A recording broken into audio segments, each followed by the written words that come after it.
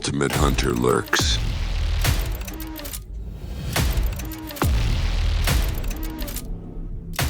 Hunted by an unseen force, survival becomes the only goal. The chase begins when the hunter becomes the hunted. A battle of wits and survival against an unstoppable enemy. Fear the shadows. Something deadly is watching.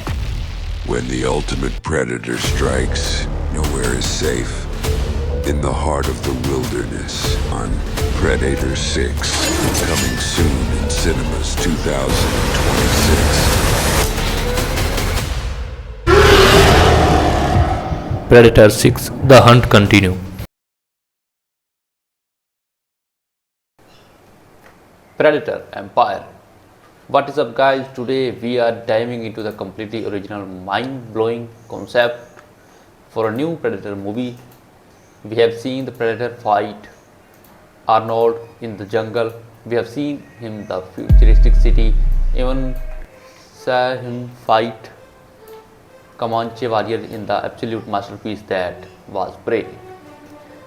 But where do we go next? What is the most brutal, hardcore, blood-soaked era of the human history? We are going to ancient Rome, the year in 80s AD. The Roman Empire is at the absolute peak of its power. Gladiators, wild beasts, massive arenas, and the most disciplined army in the world has ever seen. Picture the title card fading into the screen and the Predator Empire. Here is the full detailed story of how the movie goes down. The Demon of the Black Forest.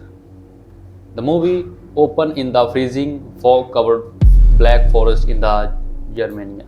It is a pitch dark. The camera pans through the massive pine trees, and we hear the heavy, rhythmic marching of Roman boots in the mud.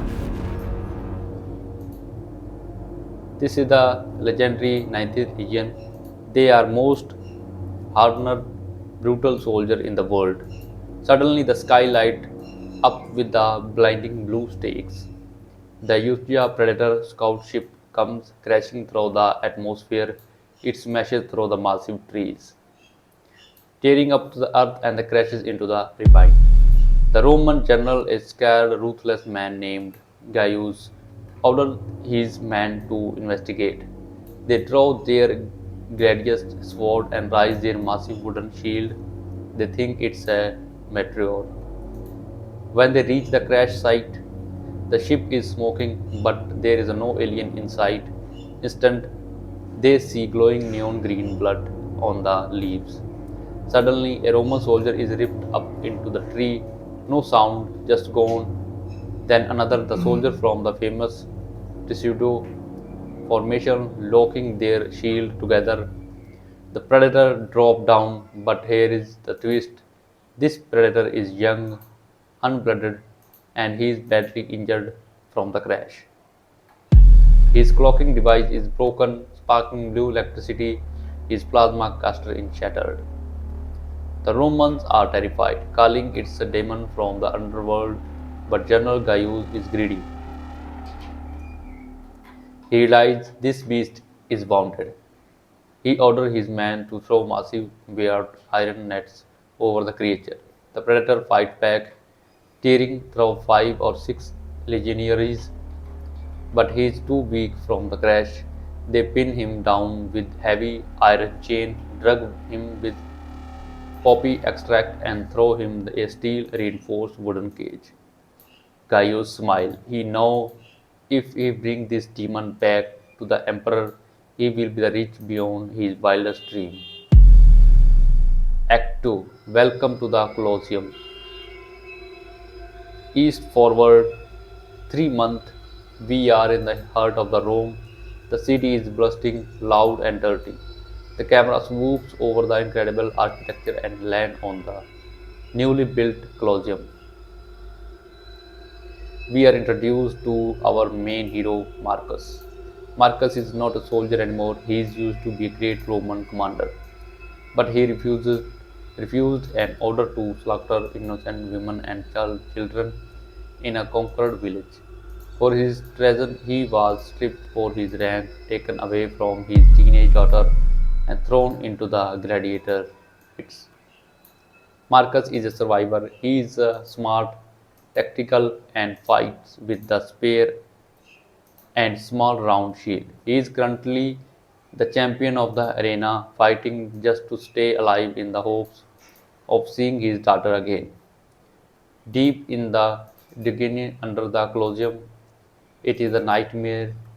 Lions roaring, gladiator sharpening sword, slaves carrying armor, and in the darkest corner, looked in the massive, solid iron vault, is a predator. The Romans have stripped the predator of his armor, his biomask, his wrist blade, and his medical kit are currently sitting on the table in the Emperor's private viewing box, being treated as holy artifact from the gods. The predator is chained to a wall, his dreadlocks hanging low, covered in dirt and dried green blood. He is angry, very angry. The Emperor of Rome, Domitian, stand up in the royal box. The crowd of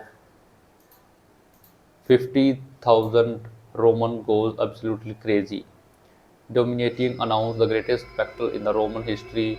50 of the best gladiators, including Marcus, will fight the beast of the underworld.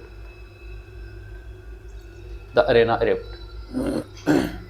The gates open, the blinding sun hits the white sand of the Colosseum floor. Marcus walks out the 49 other heavily armed gladiators. They look nervous.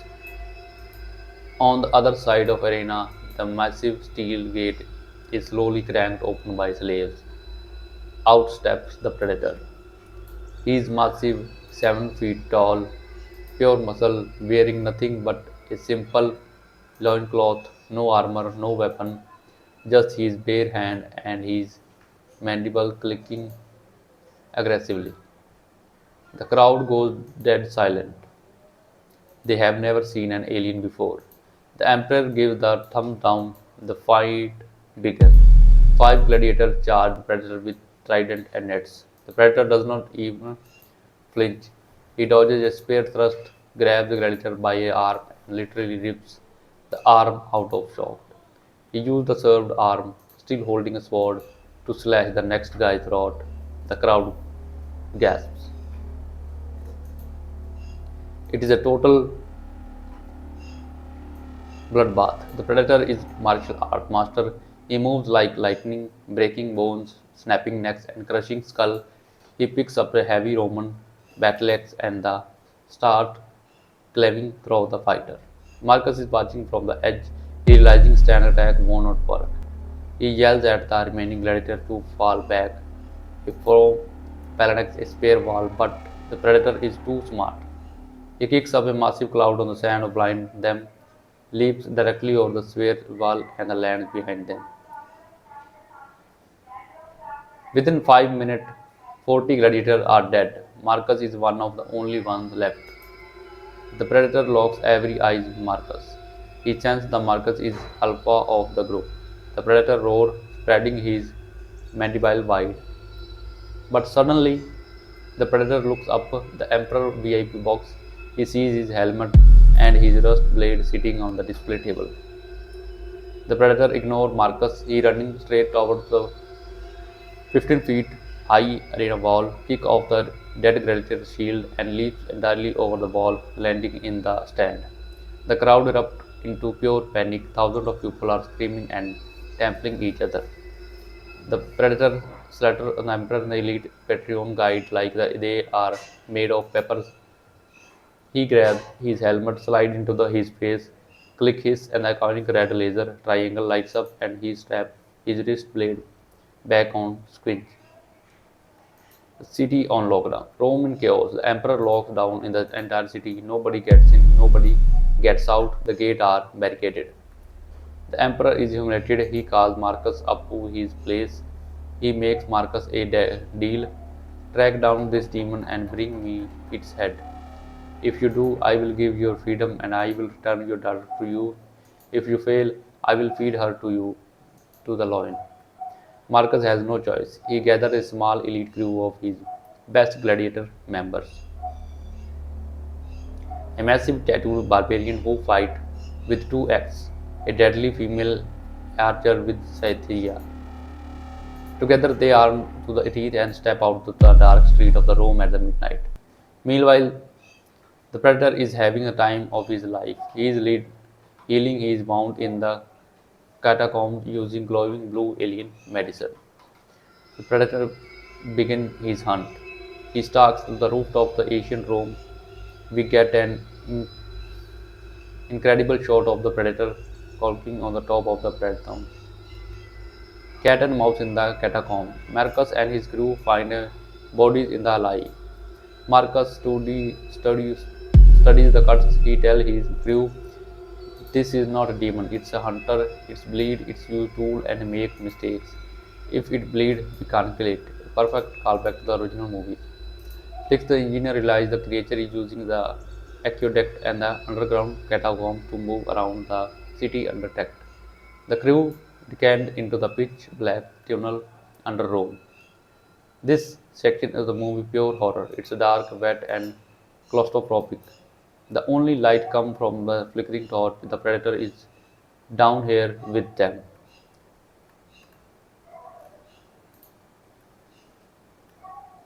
The predator starts picking them off. He uses net gun to pin Drusus and to brick wall. Cassia, the archer, gets angry and fires flaming arrow into the darkness. One arrow actually grazes the predator's shoulder, shorting out his cloaking device again. He flashes into view. Marcus realizes the creature sees heat.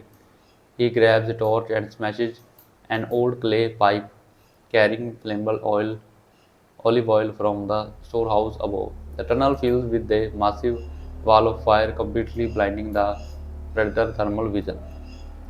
Marcus now they can't beat with the predator in the dark. They need to fight on their own turn. Marcus remembers the massive Roman bathhouse. They are filled with the boiling water, steam, and hypocrites.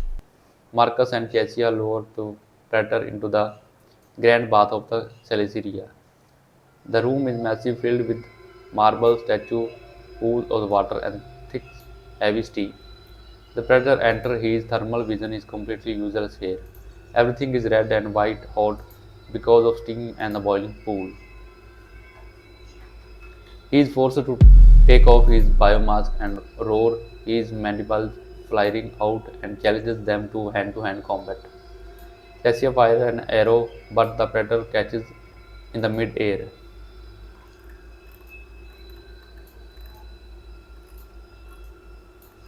The aftermath.